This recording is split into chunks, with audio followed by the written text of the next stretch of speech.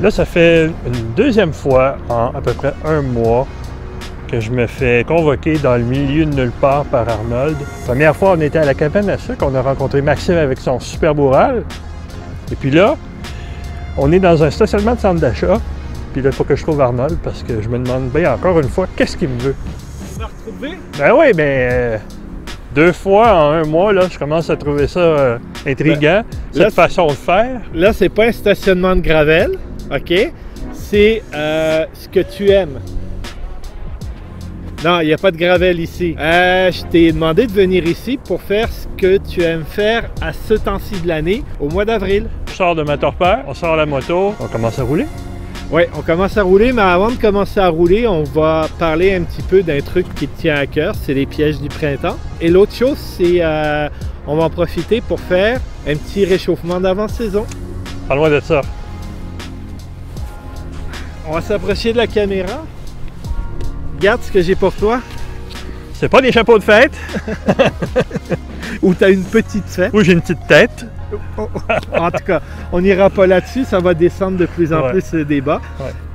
Quelques cônes, puis on va te regarder en train de t'amuser ici, dans le stationnement. Ouais. Un petit stationnement désinfecté. On est, quelle date on est aujourd'hui? Le 11 avril. 11 avril 2019, ça va être le début, entre guillemets. On a fait notre première ride. Puis là, on va se dégourdir pour être capable d'affronter vraiment les défis que la route va nous amener. Et après, on va jaser des pièges du printemps, toi et moi. Parfait, c'est un deal. Go! Allons-y.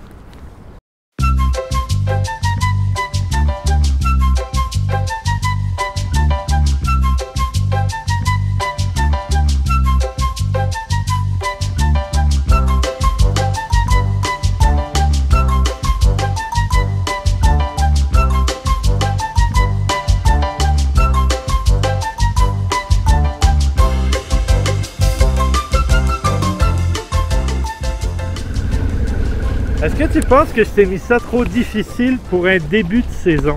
C'est pas mal serré. C'est pas mal serré, hein? Puis je vais aller trop vite, ça aide pas. Ouais, peut-être. Mais je t'ai quand même mis ça pas mal serré. Tu sais, le motocycliste au début de saison, là, c'est difficile. dans sa tête, il est encore à l'automne quand il y a des milliers de kilomètres dans le corps. Effectivement. C'est sûr d'adapter le circuit. Comme tu vois, là, je l'ai remarqué, hein? Je l'ai juste fait un petit peu trop serré. Fait qu'on va l'ouvrir un petit peu. Parce que c'était ton coup de pratique. Puis on va juste te donner une petite chance aussi de réussir. Parce que le but, c'est de gagner de la confiance. Et non pas se dire, je suis plus capable de le faire. D'accord? OK?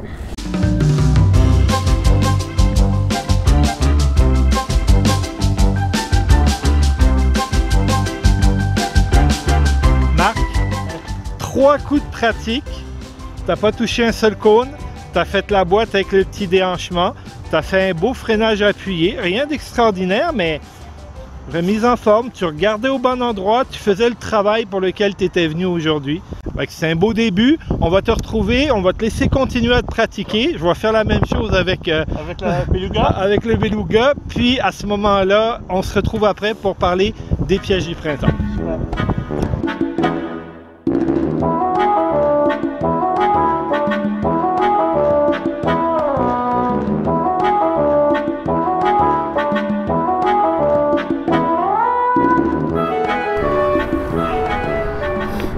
Ça là, c'est une bonne preuve qu'une remise à niveau s'impose. Et l'année passée, on était allé voir les gens de la FMQ à Motopro. C'est ce genre d'exercice qu'ils font. Au mois d'août l'année passée, ça passait comme dans du beurre. Il pleuvait même cette journée-là. Vous voyez, aujourd'hui, avec la grosse moto, j'ai de la machine. J'ai de la misère. Donc, je vais juste essayer avec la moto à Marc-Antoine pour voir si je suis juste mauvais. Ça se peut. Lui, il a très bien réussi. Et puis après ça, on parle de nos pièges du printemps avec Marc.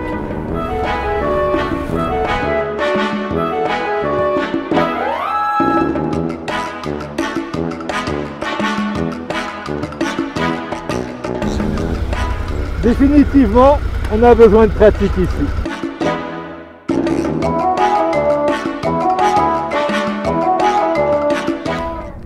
Marc, Ouais. Donc là, on va parler de quelque chose qui est important pour toi, pas que tu appréhendes, mais que tu surveilles quand le printemps vient, quand le printemps arrive. Oui, quand le printemps arrive comme ça, il y a plusieurs facteurs qui sont contre les motocyclistes. Je pense que c'est important d'en être conscient, d'augmenter son niveau de vigilance.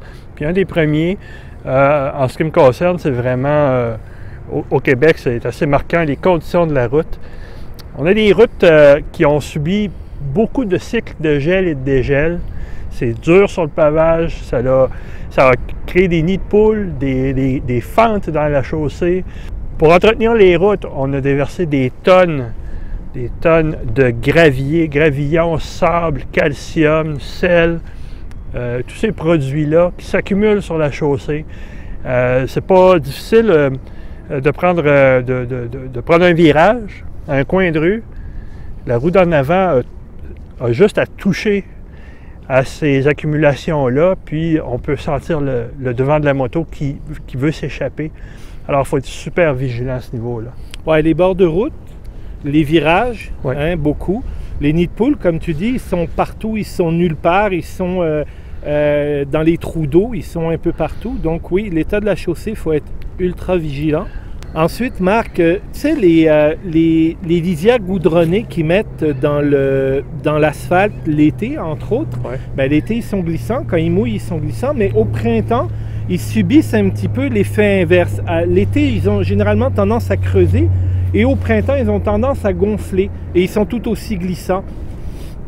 Et surtout, méfiez-vous, pour moi, des fentes qui sont longitudinales dans la trajectoire. Celles qu'on croise, comme ici, pas de trouble. Quand elles sont longitudinales, des fois, elles suivent la courbe. Quand les fentes sont parallèles à notre trajectoire, il s'agit qu'on roule dedans et puis ça devient vraiment inconfortable et dangereux. Désagréable, vraiment désagréable. Autre piège du printemps, la température. Oui, on a des températures qui passent du point de gel au point de dégel, au point de gel. Dans une même journée, ça peut varier souvent. Quand le soir arrive, la neige a fondu, les routes sont mouillées, la température tombe sous zéro. Alors ça peut geler, ça peut être très glissant, ça peut être très dangereux. Des plaques de glace, effectivement. L'habillage, ça va avec les plaques de glace. Parce que vous partez le matin, il fait 2, 3, 4 degrés. Vous êtes en après-midi, il fait 10, 9, 6.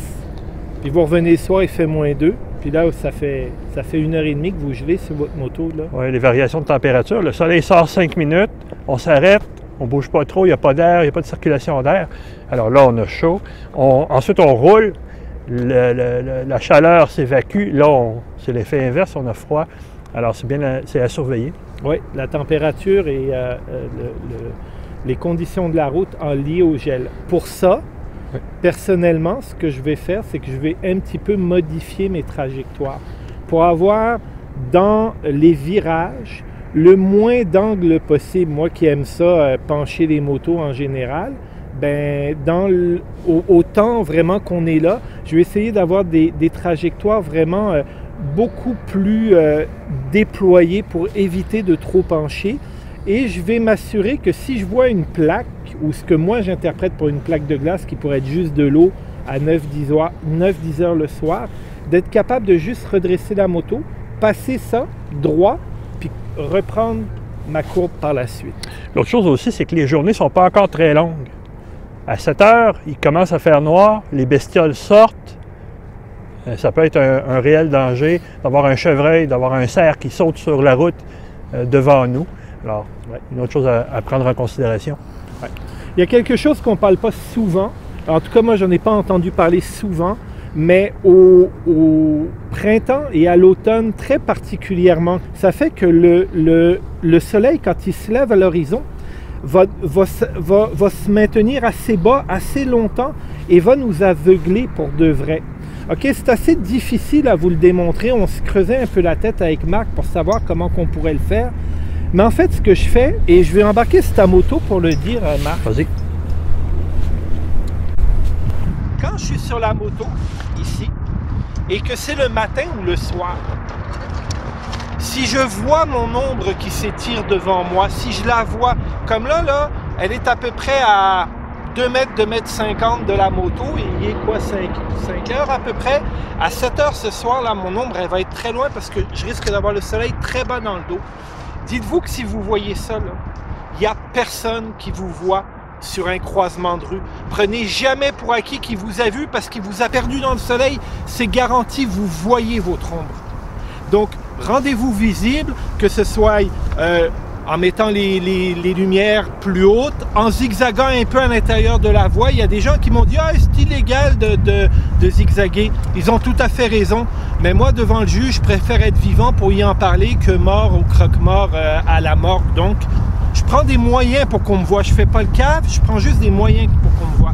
Et la même chose, je regarde dans mes miroirs puis je vois mon ombre qui s'étire en arrière de moi. Bien, quand je vais arrêter à une lumière, je vais guetter dans mes miroirs que le gars qui est supposé s'arrêter derrière moi, là, il m'a bien vu, qu'il ne m'a pas perdu dans le soleil. Parce que si je vois mon ombre dans le miroir ici, c'est qu'on a le soleil directement en avant. Puis, vous le savez, des motocyclistes qui se font rentrer dans le derrière puis qui se font écraser entre deux autos, c'est pas une légende urbaine. Donc, moi, c'est un facteur qu'à tous les printemps puis tous les automnes, je surveille mon ombre, en avant, en arrière. À gauche, à droite, ça n'a aucune importance, mais en avant, en arrière, c'est quelque chose que je surveille. Toi, Mac? Quand on est au début de la saison comme ça, on sort la moto du garage, on a tellement hâte d'aller sur la route. Si vous avez bien suivi les conseils de Michel, notre pro, pour le remisage, vous avez déjà un pas dans la bonne direction. Par contre, c'est pas tout le monde qui fait ça. Et à ce moment-là, quand on sort la moto au printemps, ça devient bien encore plus important de faire une bonne vérification, l'état des pneus, les feux, que tous les clignotants fonctionnent, les canalisations de frein. Il peut y avoir des rongeurs qui se promènent dans votre cabanon durant l'hiver, qui se sont faites là-dedans sur vos canalisations de frein. Ensuite, l'état de la chaîne. L'état de la chaîne. Okay, si vous ne l'avez pas fait à l'automne, l'état de la chaîne, la tension de la chaîne, c'est aussi quelque chose qui est important, à laquelle on pense peut-être moins. Merci Germaine dans tes commentaires, c'était toi qui m'en avais parlé. J'ai parlé du soleil, la position du soleil, ça nous rend invisible sur la route, ça nous rend invisible pas juste dans une position de soleil. Pour les automobilistes au Québec, ça fait 6 mois qu'on n'existe plus. Oui. Et qu'est-ce qu'ils font pas les automobilistes? Tiens, c'est ma question quiz. Ah oui, c'est une bonne question. Qu'est-ce qu'ils font pas les automobilistes dans leurs autos la plupart du temps? Les angles morts. Hey, les angles morts. Mais non, j'ai un truc là qui s'allume quand même. Puis si ton truc il s'allume pas puis que moi je suis là, ben j'existe plus parce que tu dis « j'avais un truc qui allumait ». Messieurs, mesdames, les automobilistes, nous partageons la route avec vous puis ça nous fait plaisir. Dans mon cas, j'arrive jamais à côté de vous pour vous faire peur. Je roule pas 300 km/h, surtout pas avec mon Beluga. Je fais pas de la roue, je fais pas des stoppies non plus. Hein, ça serait un petit peu embêtant. Je partage la route avec vous. Fait que un petit tour comme ça, juste pour vous assurer qu'on n'est pas dans votre angle mort. Ça va être super apprécié. Et voilà. Les motards, on s'abonne, on like, on partage. Notre nouveau site web est toujours en ligne. Il est toujours en ligne. Il est en ligne. On peut aller voir les articles qui se rattachent aux vidéos, qui sont des compléments de nos vidéos. Vous allez lire. Donnez-nous votre avis sur ce qu'on fait pour vous. Merci. À bientôt. Marc a tout dit. Ciao.